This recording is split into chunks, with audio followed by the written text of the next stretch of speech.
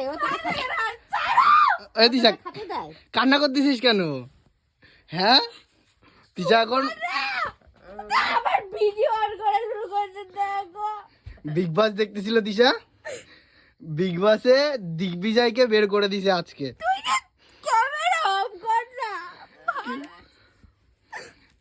কি অবস্থা, দিগ্বিজয়কে বের করে দিছে বলে দিশা এখন কান্না করে মন খারাপ। সত্যি কথা আমারও খারাপ লাগতেছে, কিন্তু তুই ক্যামেরা অফ কর না, তুই সবসময় কেন ভিডিও করতে চলে আসিস? তোকে সবসময় ভালো ও লাগে না। দৌড় মারে গিয়ে টিভিটা অফ করলো, অফ করে ও এখন এই শুয়ে পড়লো।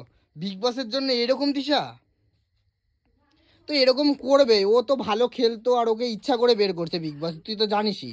আমরা তো বলেই দিলাম যে দিগ্বিজয়কে ইচ্ছা করে বের করে দেবে, কারণ ও ভালো গেম খেলতিছে, ও সবাইকে মুখের ওপর বলছে বলে ওকে বের করে দিছে। থাক বাদ দে, যা হওয়ার হয়ে গেছে, কান্না করে লাভ আছে?